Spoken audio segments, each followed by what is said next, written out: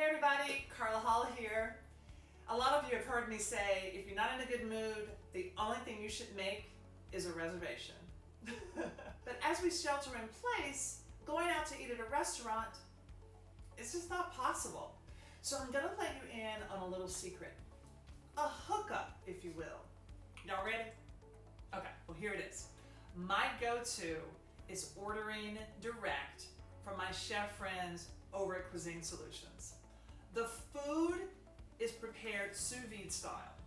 It's a method of vacuum sealing food in a bag and cooking it in a water bath at a precise temperature. I mean, without getting all technical with the details, basically all that flavor that's in the bag gets locked in and voila, you order and a restaurant quality meal is sent directly to your home. All you have to do is heat it up in your oven or in the microwave or in a pot of boiling water. It's that easy. Because I'm doing a taco bar, I thought I would get the pork shoulder, and this is called a pork cushion, and this is how it comes. So let's look at it. Okay, so instructions right here. Heating instructions and a picture. And this is the package, and you can see, and I've had it out just a little bit, but it's not quite thawed, and you can see all of those juices and everything. So I peel the plastic back, and then I have my dish. I'm gonna go into the oven. So I have my dish here. Just squeeze it all out just like that. So I'm just gonna go, it says for best taste, thaw before heating.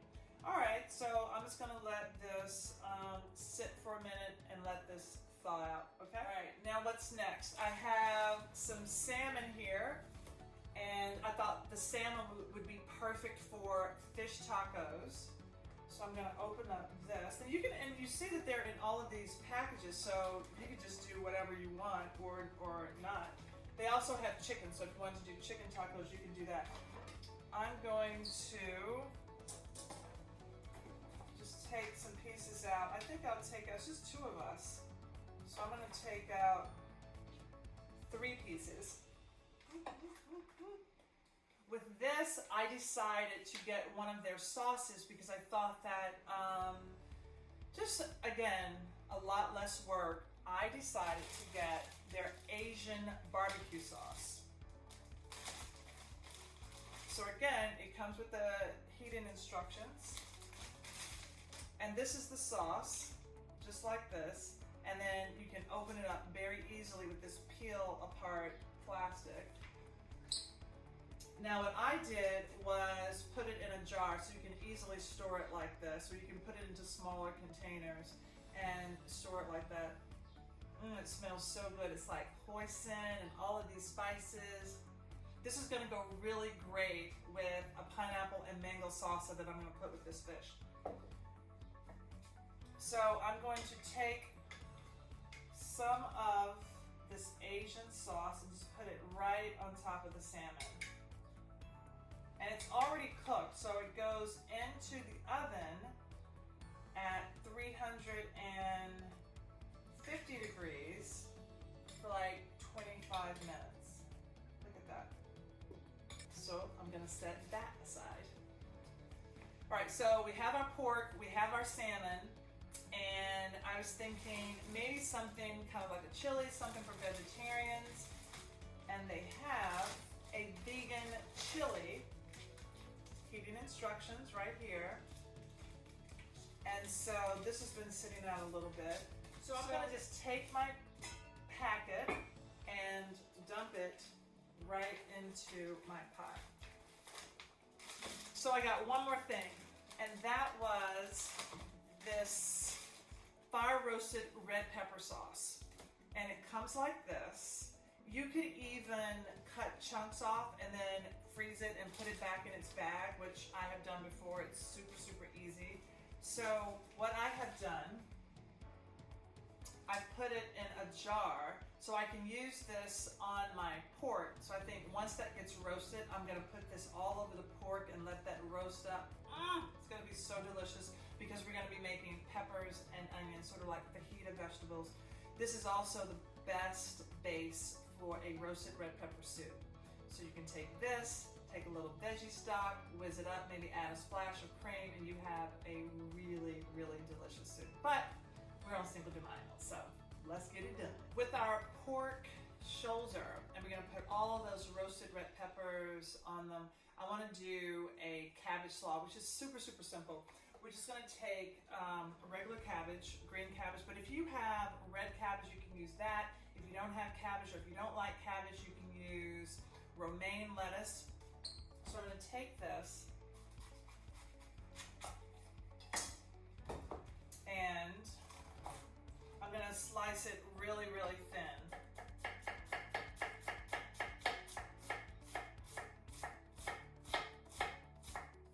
So you can see how thin I am cutting the cabbage. If you have a box grater, you may be able to just do the side of the box grater with the slicer, or if you have a mandolin, you can also use that. So I'm just going to keep cutting. Okay, look at that. So again, make as much or as little as you want. I'll have the recipes available. You can always have the recipe or multiply it up. The reason that I love Cinco de Mayo is because we're celebrating the culture and history of Mexicans and honoring their traditions. All right, so I have my cabbage. I put in some oregano. If you don't have oregano, you can use basil, you can use thyme, you can use za'atar or any kind of like a dried herb.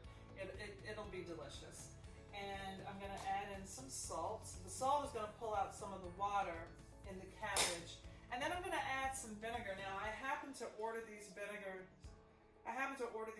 from Lindera Farms, and they are delicious. I have cherry blossom vinegar because I'm here in DC and I want to try cherry blossom vinegar.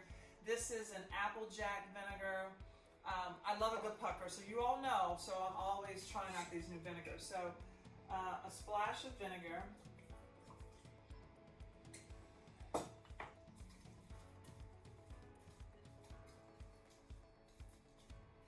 It smells unbelievable.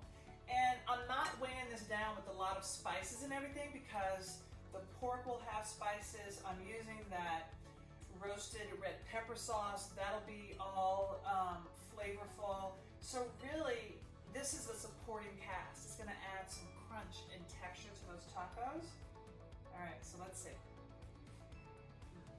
Wow, that vinegar, that floral note really comes through. It's nice. All right, so set this aside.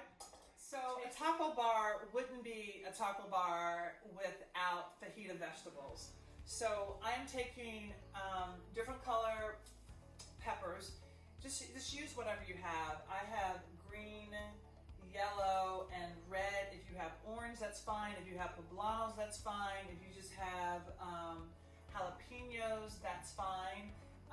Really make this your own, and I know that a lot of us are just making do with what we have. So this is really just cooked vegetables that we're gonna put onto our taco. You may discover something that is amazing. You may have some frozen broccoli and you thaw that out and pat them dry and toss them in oil and put them in the oven with onion powder, garlic powder, and they get all charred, and then that's what you use on your taco. I mean, this is an opportunity to get creative with what you have. These are already washed, so make sure you wash your produce really well.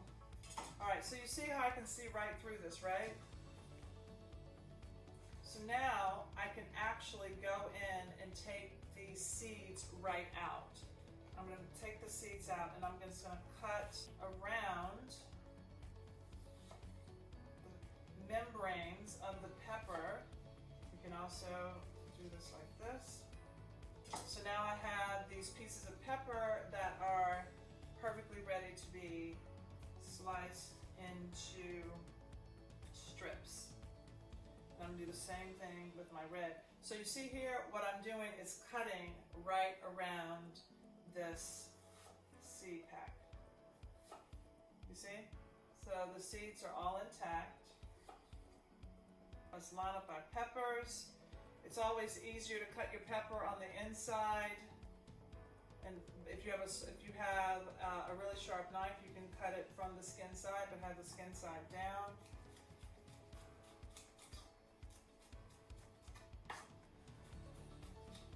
I like mine fairly thin. If you like your peppers thick, then go ahead and cut them thicker. All right. So there are my peppers, and now I'm going to cut my onions. Now right here, I have a little bit of the core in the onion, so what I'm going to do is cut that out. On both sides, I'm going to cut the core out. And the reason I'm doing that is because when I cut my onions down like this into strips, I don't want that core keeping my onions together. You got that? You guys ready? You ready to move on? All right, so let's cook these babies. My pan is rather small, so I'm not going to cook them all at the same time. I'm going to cook my peppers first because I really want to get those charred, so I want those to go right into the skillet. One thing that I'm going to do is not put my oil in the skillet, but I'm going to coat my peppers in oil so that when they turn over, I have just enough oil for them to char. And still, again, keeping in mind how much food is going into the skillet at one time.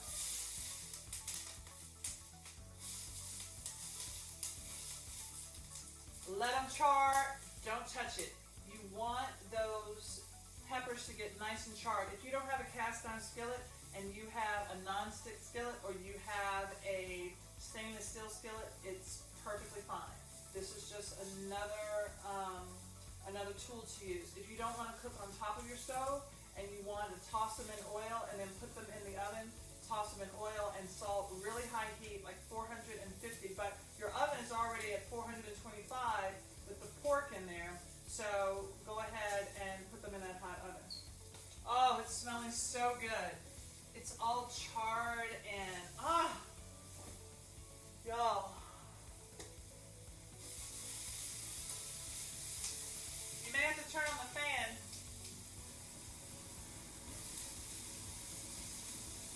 Look at this. You know, I'm always saying there's flavor in the brown, so do not be afraid to get some char and dark bits on those peppers. That's going to make you feel like you're in that restaurant. You know what I'm saying? You know what I'm saying, y'all? Come on. Oh, yeah. I want char, but I still want to keep them with some texture because I want to have that sweetness of the pepper in my taco. Oh, this looks amazing. The reason that I toss the vegetables in the oil is so that I don't put a bunch of oil in the bottom of my pan and then they get too greasy. That just isn't pleasant. So this way, by putting the oil on the vegetables and tossing them, you get the tool of the oil, which is not to stick, and just add in a little flavor. You can always add more oil, but you can't take it out. Okay, I'm just going to let it sit.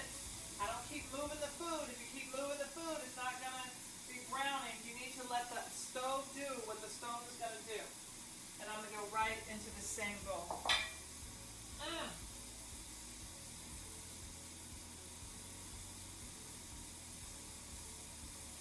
Y'all, but I also want to check on the pork, and let me see or show you all what's happening. So this is our pork, and you can see all of these juices, so all those beautiful juices, and it's getting nice and brown. What I'm going to do is I'm going to take my roasted red pepper sauce and put over the pork just to cover it. And then now the red pepper sauce is going to be in those pork juices, and then later on I'll keep basting and making sure that it's getting nice and glazed, and honestly, that's it. So back into the oven we go.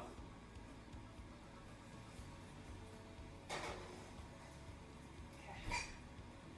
Alright, y'all know I'm keeping it real with y'all. So I thought I was going to do a mango and pineapple salsa. I don't know where the mango is, so I'm just going to do this pineapple salsa. If you have cucumbers, you can use that. So I'm going to do pineapple and a jalapeno, some red onion, scallions, and cilantro, a little bit of lime zest and juice. It's just that simple. But honestly, you can make it as simple or as elaborate as you want. You can make it as simple or as elaborate as you want.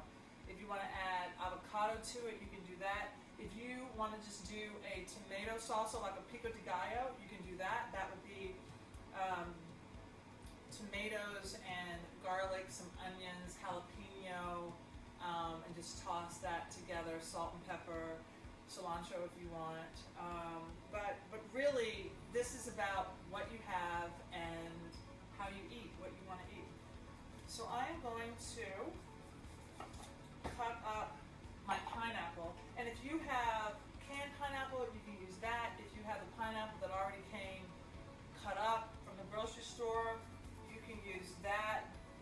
Cutting around the pineapple, I'm using this middle part of my knife, and I don't want to lob off the pineapple, so it's just a square. So you can see how the pineapple is still round. Sometimes when people take these, they take like a whole side of the pineapple off. So I didn't take a lot of skin off. See? A quarter-inch dice. Again, because I want it to be small enough where it can fit on the taco. So this, I'm doing these planks. This is what's called a plank. So this is what my pineapple looks like. See? So I've done these cuts here. Around the other side, same thing. I'm cutting around the core.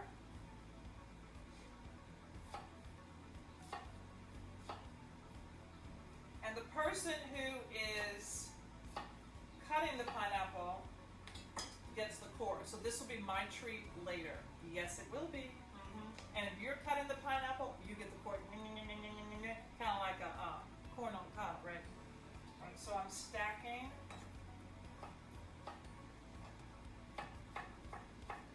my planks.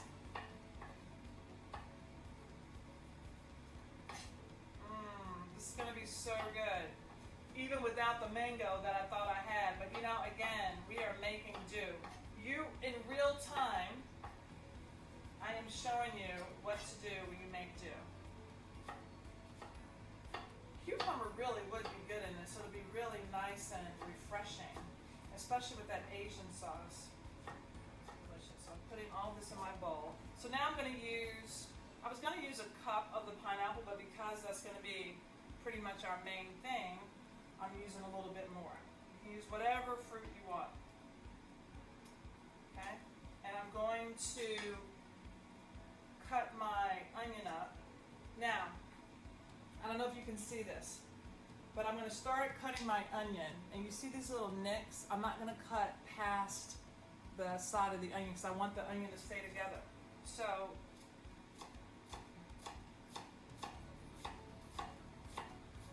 make little notches with the tip of your knife in the onion. You see that? You see that? See those little notches? And this is all together. So now what I'm going to do is just go really thinly, cut straight down, and now I have this really small, nice dice of my onion. Okay, now I'm going to add a little bit of scallion. I like scallions so much.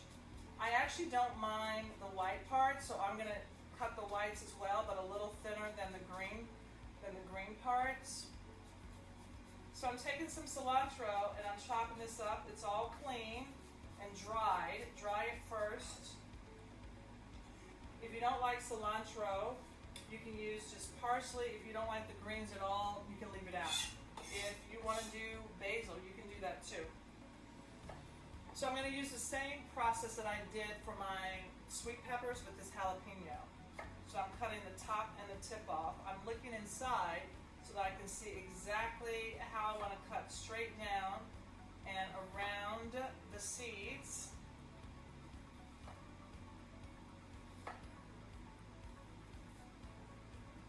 And there are the seeds. See? Seeds are all right there. We're putting those in our trash bowl. And now I'm dicing up the jalapenos really fine. You never know when one is really spicy. And I don't like spice that much. But if you like spice, go for it. Look, I even have some habaneros. So if you want to do the habanero, I can't handle it. I can handle those in a soup when I slit them. But I just can't handle them in raw things, like diced up. I'm a lightweight. All right. So we're almost finished with this. I am dicing up the jalapeno. So a little bit of lime zest.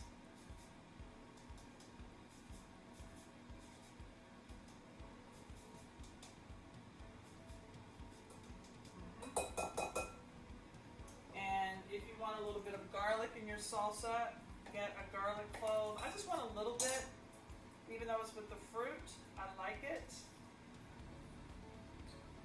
And then I'm going to use the microplane too.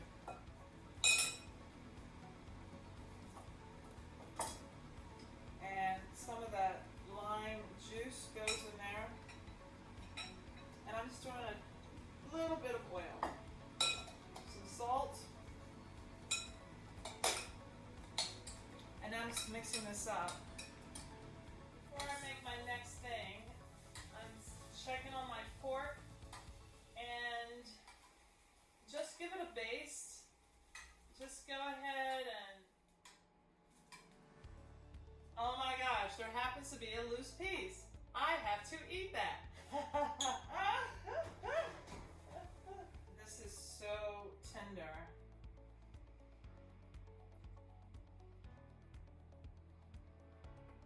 It is melting in my mouth. Oh my God. Really. I can't wait for you to try it. Okay. And I'm gonna do a quick cream sauce, like a sour cream, but with jalapeno. If this is too spicy for you, don't worry about it. I'm going to keep some of the seeds because I want it to be somewhat spicy. And this is going to be for the pork tacos. Well, you can use it on anything, but I think it'll be really nice spooned over the pork. So I just cut up a rough chop of jalapenos. Let me use one more. All right. And now I'm just going to take a immersion blender and blend this up. Okay, it's chopping up. So now what I want to do is add some of my sour cream, just a little bit to get it going a little more, and a little bit of salt. And I'm honestly going to add just a glug of olive oil.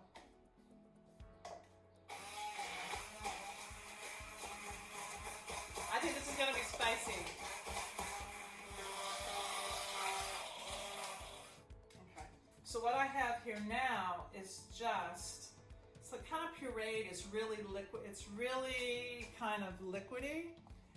But I'm going to add in more sour cream.